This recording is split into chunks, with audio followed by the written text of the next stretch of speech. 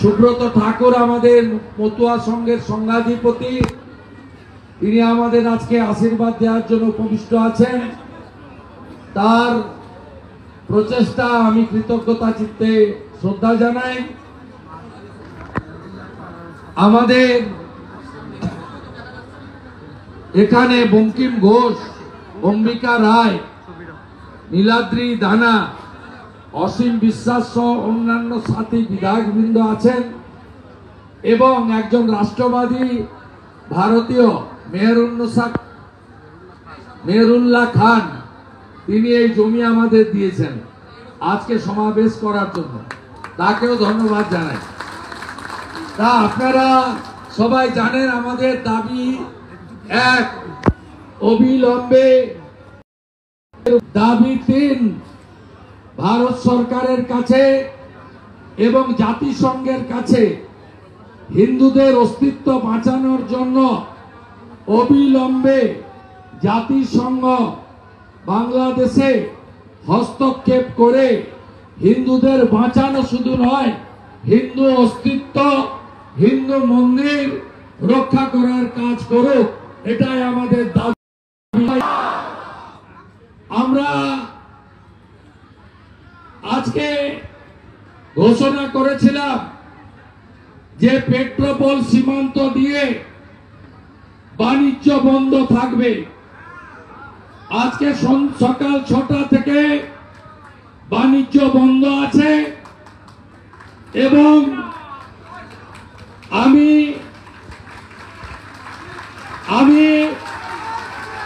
ধন্যবাদ জানাবো যে এটা 24 ঘন্টা চলবে, আগামীকাল সকাল 6টা অবধি। এটা আমরা ট্রেলার দেখিয়ে গেলাম।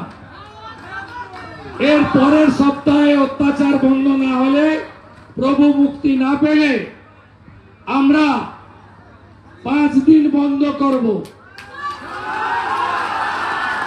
তারপরে আমরা 25 সালে লাগাতার বন্ধ করে ওদের আলু পেঁয়াজ কি করে খায় আমরা সেটা দেখিয়ে দেব।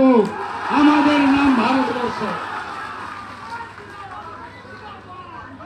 ভারতবর্ষের পতাকা যারা পদদলিত করে 30,000 ভারতীয় ছাত্র ছাত্রীকে মোদিজি বায়ুসেনার প্লেনে একদিনের মধ্যে ফেরত আনতে পারেন, এর নাম ভারতবর্ষ।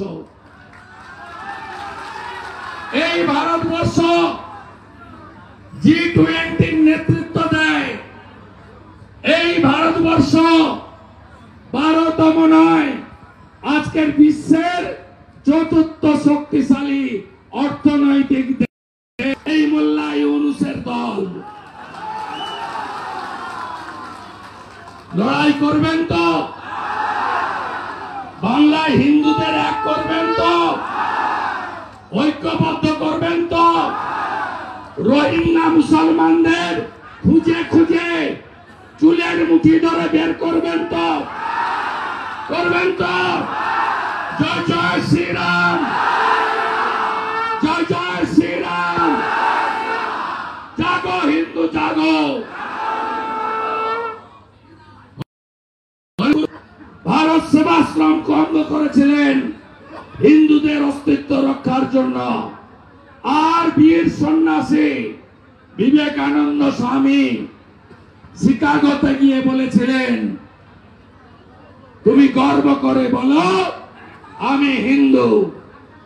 শ্রী চৈতন্য দেব হরে কৃষ্ণ মন্ত্র, ঠাকুর অনুকূল চন্দ্র, রাধা শ্যাম গোটা পৃথিবীকে সনাতনী জাগরণ ঘটিয়েছেন। বাবা লোকনাথ বাবার ব্রহ্মচারী ঠাকুর রামকৃষ্ণ দেব, জগৎ জননী মা শারদা মণি, এই মাটি মা দুর্গার মাটি, মা কালীর মাটি, রাধা মাধবের মাটি। এই মাটিতে সনাতন থাকবে, সনাতনের ধ্বজ উঠবে, আর ভারত মাতাকে আমরা বন্দন করব। এলাই থামার নয়। লড়াই করবেন, ডাকলে আসবেন।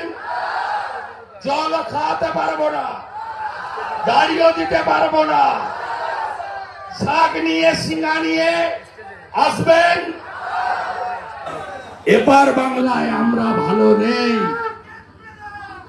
মুখ্যমন্ত্রী বিধানসভায় একটু আগে বলছেন ভারত সরকার পিস কিপিং ফোর্স জাতিসংঘকে দিয়ে পাঠান।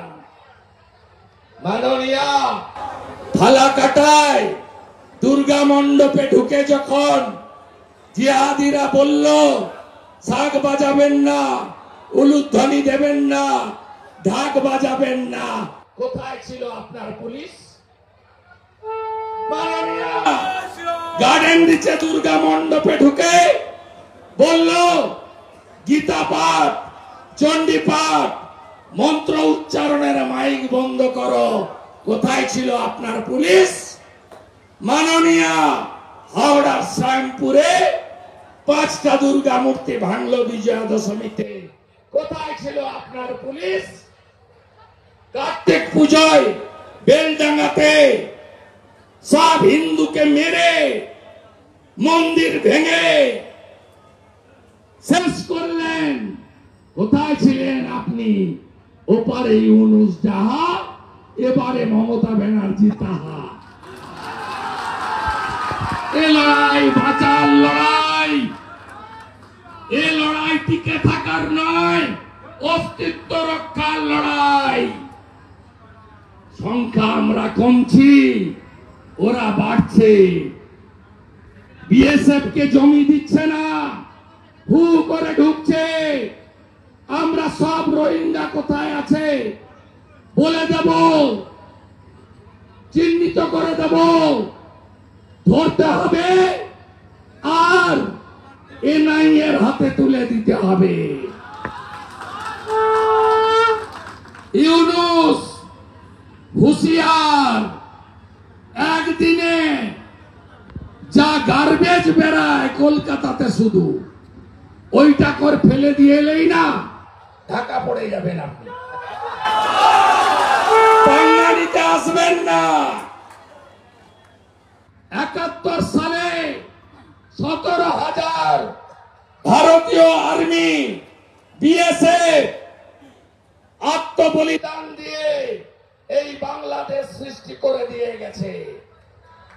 ভুলে যাবেন না। অতীত যদি কেউ ভুলে যায় তার ভবিষ্যৎ ভালো হতে পারে না। তাকত দেখাবেন তো, তাকত দেখাবেন তো, তাকত দেখাবেন তো। হিন্দুদের তাকত দেখানোর সময় এসেছে, সময় এসেছে। बांटेंगे तो एक रहेंगे तो एक रहेंगे तो एक रहेंगे तो एक रहेंगे तो এক থাকার সময় এসে গেছে, এসে গেছে। আমি সন্ত সমাজের পক্ষ থেকে মহারাজকে বলবো